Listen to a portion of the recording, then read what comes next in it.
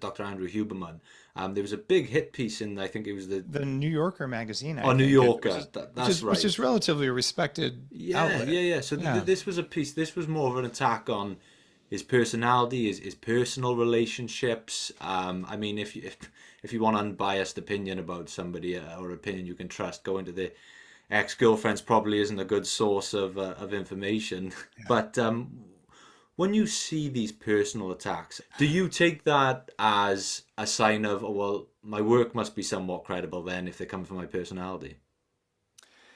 You know, if they come after your personality, maybe you should look in the mirror and see if there's something to it. Wow. But if you've done the work and you have a therapist and you've done the personal development stuff, then what you do is you practice compassion and you say, huh, whoever's doing the takedown is probably got some issues. My experience after 20 years in the field, a lot of being in the public eye, almost every time there's a public hit piece, it's motivated by someone who's really, really angry and feeling like a victim. And some of what they say may be true. Almost never is all of what they say true. The thing about Andrew Huberman that was pretty damning was that the reporter, and I have no idea who the reporter is or if there was an agenda or if someone fed them information because they had a bone to pick. Like there's probably some of that going on, just statistically speaking. But they did find 5 different people and they corroborated everything they could with different people and they looked at physical evidence. That looked pretty convincing that there was one story being told publicly and another story happening privately.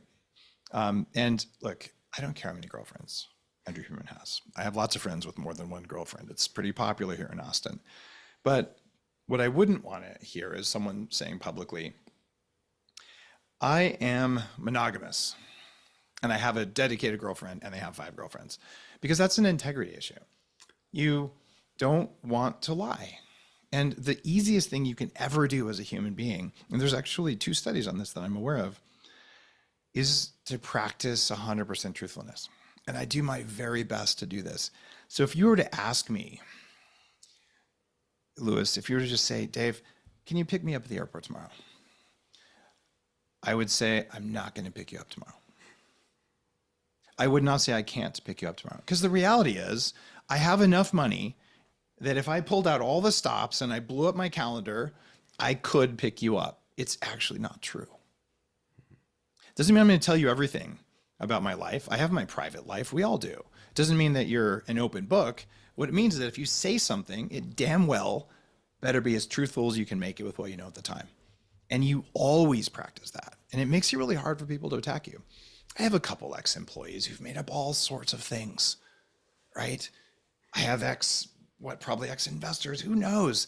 There's a lot of people who see themselves as victims, and those people will always come after others. And then even more, the biggest thing is just people who are bullied. I have so much fun online with bullies. They're like toys.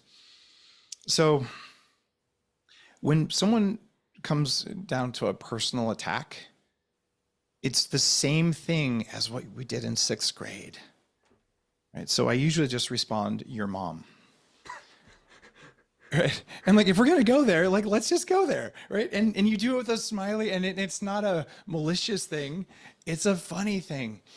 I did a video it was a funny video in the British Virgin Islands. I run a $100,000 mentorship group with some awesome entrepreneurs.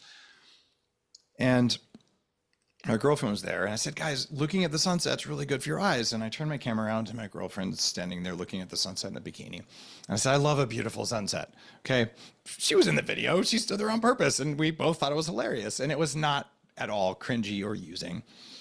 So I post it, and 1% of people are just like, cringe. And so my response was, I think she's beautiful. Please don't talk about her body that way. Right? So look, some people, they're going to hate you because you exist. And you don't have to do it. A lot of people say, Dave, you look old. Like, here's the deal, man. I lost 100 pounds. Like, I have extra skin on my face because I'm 6% fat. I think I look better than I've ever looked in my life. There's shirts off pictures in Austin Local magazine from last month, and I've never been happier with how I look. So I could take that person and go, oh, or I just respond, that's not what your mom said. Done, right? This is entirely people acting childish. So we could also act childish, but not out of maliciousness, out of playfulness. And so I have great fun with trolls. I like it. I like it a lot, man. And if I ever visit Austin, I'm definitely not going to hit you up for a ride from the airport. Don't worry. Well, if I tell you I'm going to be there, I'm going to be there. And if Well, I can't make it at the last minute, there's going to be an Uber waiting for you or a guy with a card with your name on it, because that's what integrity looks like.